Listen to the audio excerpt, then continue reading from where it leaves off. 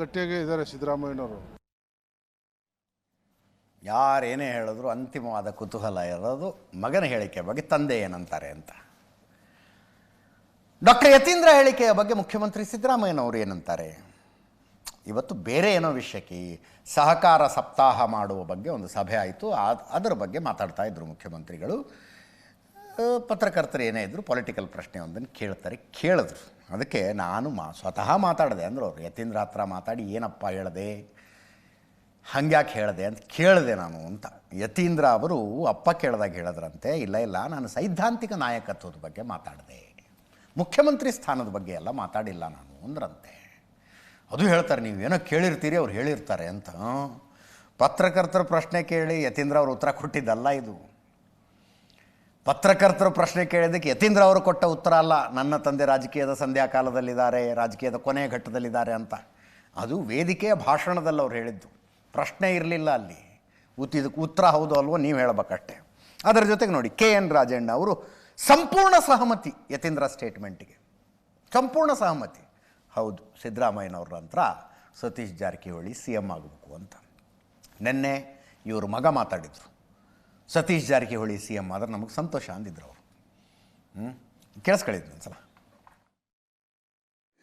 ಯತೀಂದ್ರ ಕೇಳಿದೆ ನಾನು, ನೀನು ಏನಂತ ಹೇಳಿದ್ದೀಯ ಅಂತ.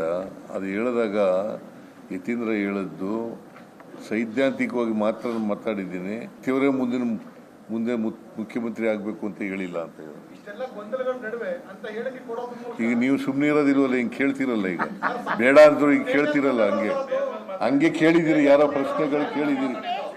ಕೇಳಪ್ಪ ಇಲ್ಲಿ. ಈಗ ನಾವು ಸಹಕಾರ ಸಪ್ತಾಹದ ಬಗ್ಗೆ ಮಾತಾಡಕ್ ಕರೆದಿರೋದು. ನೀವು ಯತೀಂದ್ರಗೆ ಹೇಳಿದ್ರೆ ಹಿಂಗೆ ಅಲ್ಲಿ ಯಾರೋ ಪ್ರಶ್ನೆ ಕೇಳಿರ್ತಾರೆ, ನೀನ್ ಕೇಳಿಲ್ಲದೆ ಇರ್ಬೋದು, ಅಲ್ಲಿ ಕೇಳಿರ್ತಾರೆ. ಯತೀಂದ್ರ ಅವರು ಬೆಳಗಾವಿನಲ್ಲಿ ಸಿದ್ದರಾಮಯ್ಯನವರ ನಂತರ ಅಹಿಂದ ಚಳವಳಿಯನ್ನ ಮುಂದುವರಿಸಲಿಕ್ಕೆ ಅವರು ಸಮರ್ಥರಿದ್ದಾರೆ, ಅವರು ಅದರ ನಾಯಕತ್ವ ವಹಿಸಬೇಕು ಅಂತಕ್ಕಂಥ ಮಾತು ಹೇಳಿರಲ್ಲ. ತಪ್ಪೇನಿದೆಯಪ್ಪ ಅದರಲ್ಲಿ? ಆ ಮಾತಿಗೆ ನಂದು ಕೂಡ ಸಹಮತ ಇದೆ. ಜೊತೆಯಲ್ಲಿ ಸತೀಶ್ ಜಾರಕಿಹೊಳಿ ಅವರು ಕೂಡ ನಂದು ಈಗ ಯಾವುದೋ ಕ್ಲೈಮ್ ಇಲ್ಲ, 2028ಗೆ ನಾನು ಮುಖ್ಯಮಂತ್ರಿ ಅಭ್ಯರ್ಥಿ ಅಂತ ಹೇಳಿದ್ದಾರೆ, ಅದಕ್ಕೂ ನಮ್ ಸಹಮತ ಇದೆ. ಯಾರು ನಾನು ಆಗದೇ ಇಲ್ಲ ಮಂತ್ರಿ ನಡೀರಿ. ಅದಕ್ಕೆ ಅಲ್ಲ, ಆಗ 2 ಸರಿ 10 ವರ್ಷ ಮಾಡಿಬಿಟ್ಬಿಟ್ಟಿದ್ದೀನಲ್ಲಪ್ಪ ನಾನು. ಅದೆಲ್ಲ ಏನು ಹೇಳಕ್ ಹೋಗೋದಿಲ್ಲ.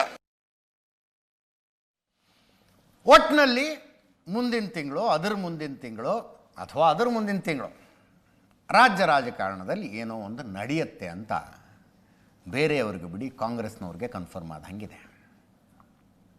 ಈಗ ಒಬ್ಬೊಬ್ಬರೇ ಮೈ ಚಳಿ ಬಿಟ್ಟು ಮಾತಾಡ್ತಿರೋದು. ಬಿಹಾರ ಎಲೆಕ್ಷನ್ ಆದಮೇಲೆ ಏನಾಗುತ್ತೆ ನೋಡ್ತೀರಿ, ಏನೋ ಒಂದಾಗತ್ತೆ ನೋಡ್ತೀರಿ. ರಾಜಣ್ಣ ಅವರ ಪುತ್ರ ರಾಜೇಂದ್ರ ಅವರ ಸ್ಟೇಟ್ಮೆಂಟನ್ನು ನಾನು ಪ್ರಸ್ತಾಪಿಸ್ತಾ ಇದ್ದೆ. ಶಾಸಕರ ಬಲ ಇದ್ದವರೇ ಮುಖ್ಯಮಂತ್ರಿ ಆಗೋದು ಅಂದ್ರವರು. ಇದು DK ಶಿವಕುಮಾರ್ ಕೌಂಟ್ರು.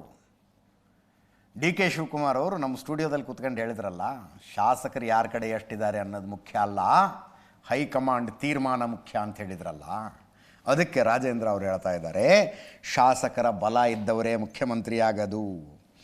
ಯಾರು CLP ನಾಯಕರಾಗ್ತಾರೋ ಅವರೇ CM. ಶಾಸಕಾಂಗ ಸಭೆಯಲ್ಲಿ ಆಯ್ಕೆಯಾದವರೇ ಮುಖ್ಯಮಂತ್ರಿ. ಬಿಹಾರ ಎಲೆಕ್ಷನ್ ಆದಮೇಲೆ ತುಂಬ ಬದಲಾವಣೆ ಆಗುತ್ತೆ. ಸತೀಶ್ ಜಾರಕಿಹೊಳಿ CM ಆಗಲಿ ಅಂತ ಆಸೆ ಇದೆ. ಸತೀಶ್ ಜಾರಕಿಹೊಳಿ CM ಆದರೆ ಒಳ್ಳೆಯದು ಅಂತ ನನ್ನ ಭಾವನೆ ಅಂದರು ಅವರು.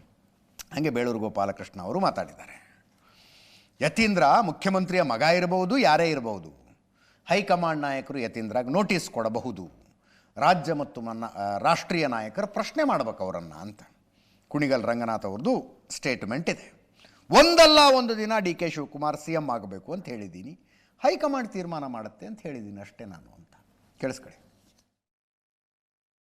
ಡಿಸೆಂಬರ್ ನಂತರ DK ಶಿವಕುಮಾರ್ ಮುಖ್ಯಮಂತ್ರಿಗಳಾಗ್ತಾರೆ ಅಂತ ಆಯ್ತು. ಅದು ಶಾಸಕಾಂಗ ಸಭೆ ಕರಿಬೇಕಲ್ಲ. ಶಾಸಕಾಂಗ ಸಭೆ ಕರೆದ ಮೇಲೆ ಅಲ್ಲಿ ಶಾಸಕರು ಯಾರನ್ನ CLP ನಾಯಕರಾಗಿ ಆಯ್ಕೆ ಮಾಡ್ತಾರೆ, ಅವರು ಮುಂದಿನ ಮುಖ್ಯಮಂತ್ರಿ.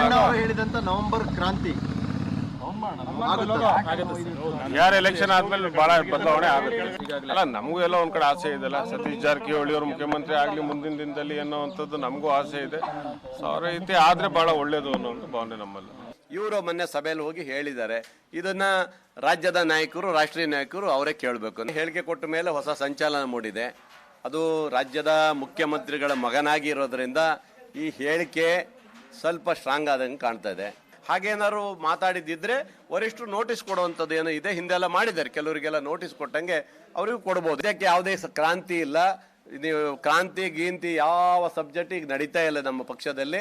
ಬರುವ ಬಿಹಾರ ಚುನಾವಣೆ ಆಗಿದ್ದರಿಂದ ಯಾವುದೇ ಕ್ರಾಂತಿ ಗೀಂತಿ ಏನೂ ನಡೆಯಲ್ಲ. ಬಿಹಾರ ಚುನಾವಣೆಯ ನಂತರ ಈ ಪ್ರಕ್ರಿಯೆ ಮತ್ತೆ ಶುರುವಾಗಬಹುದು ಅಂತ ನನಗೆ ಅನಿಸ್ತದೆ. ನಾನು ಕಾಂಗ್ರೆಸ್ಸಿನ ನಿಷ್ಠಾವಂತ ಬಣ. ನನಗೆ ಕಾಂಗ್ರೆಸ್ಸೇ ಒಂದು ಅಷ್ಟೇ, ಅದು ಬಿಟ್ಟರೆ ಬೇರೆ ಯಾವ ಬಣ ನಮ್ದಿಲ್ಲ. ನನಗೆ ಮುಖ್ಯಮಂತ್ರಿಗಳು ಸಿದ್ದರಾಮಯ್ಯ ಸಾಹೇಬರು ಬೇಕು, DK ಸಾಹೇಬರು ಬೇಕು, ಸತೀಶ್ ಜಾರಕಿಹೊಳಿ ಅವರು ಬೇಕು.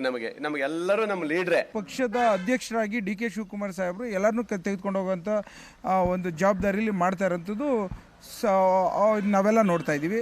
ನಾನು ಹೇಳಿದ್ದು ಉದ್ದೇಶ ಏನು ಅಂತಂದರೆ ಒಂದಿನ ಅಲ್ಲ ಒಂದಿನ ಆಗಬೇಕು ಅನ್ನೋದೊಂದು ಮಾತು ನಮ್ಮಲ್ಲಿರೋಂಥದ್ದನ್ನು ವ್ಯಕ್ತಿಗತವಾಗಿ ಹೇಳಿರೋಂಥ ಮಾತು ಇಂಥದ್ದೇ.